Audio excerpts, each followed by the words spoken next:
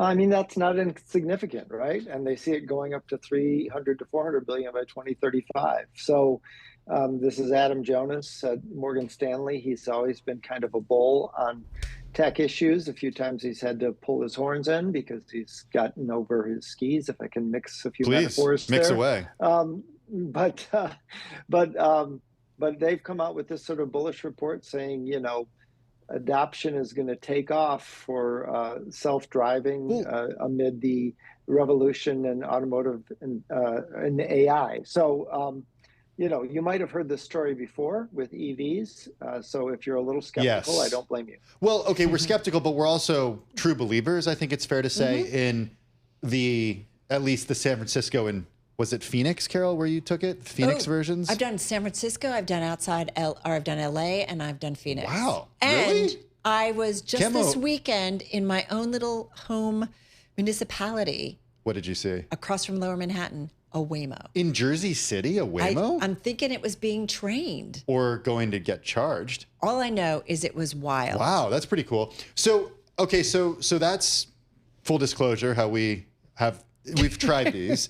Very scientific here, Keith. But how are these? How is Morgan Stanley defining these, and how is the industry defining these? Because what Carol reminds me all the time that her car, which is not a new car, no, my car's over a decade, has some old. pretty cool, self, auto steering and semi-autonomous. Yeah, like I take my hands off the wheel and it guides itself, and then it yells at me to put my hands back on the wheel.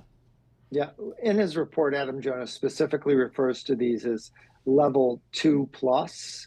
That's on a scale of 5 levels. So it's not fully free-range chicken self-driving. It is self-driving within geofences and parameters. But the thing is that with artificial intelligence taking off everywhere, ChatGPT, everything that's going on, if you Google something now, all you get back is AI, right?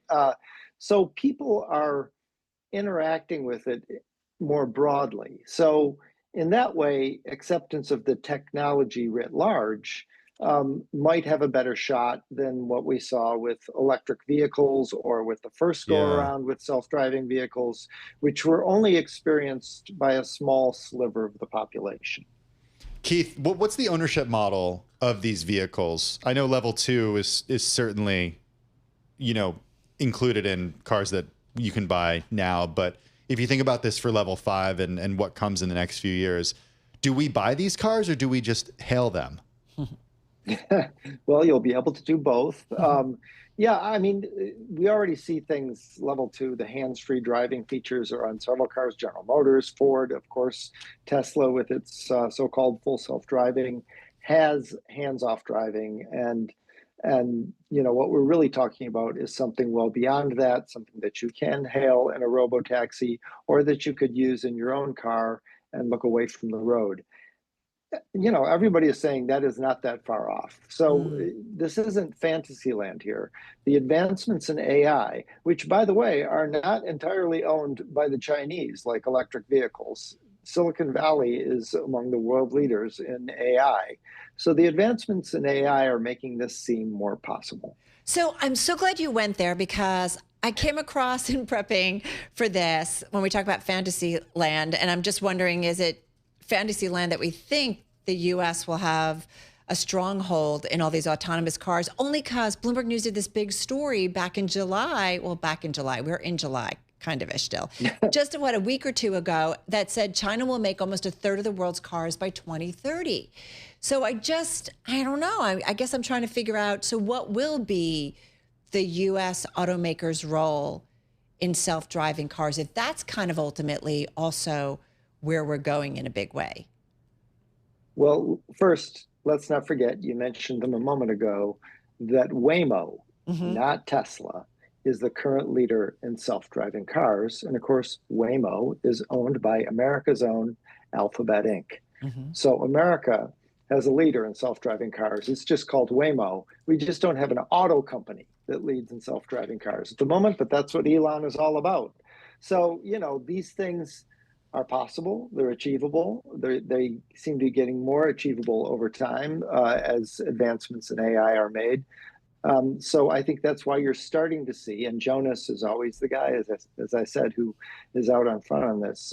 You're starting to see people trying to monetize it and actually talk about a total addressable market of AI-driven cars. Keith, have you been in one of these? I have been in a self-driving car. Yeah, they're amazing. So even you think they're amazing. And I say even you in the sense of like, you're somebody who has covered the auto industry. You've seen technological advancements. You lived through and wrote about the promise and then, not failure by any means, but the promise of EVs and the way that these companies have scaled them back. Right. Well, I mean, it's like an accordion or an inchworm, whatever you want to call it. You make this big advancement and then you pull back.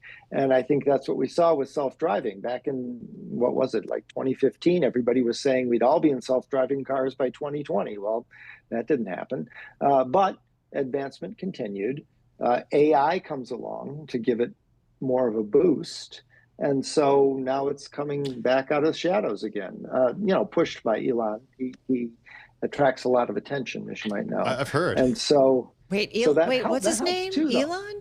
Yeah. I'm just kidding. Well, I mean, to have a P.T. Barnum talking about the technology does help broaden at least the awareness, not necessarily the acceptance, but at least the awareness of the technology. Yeah.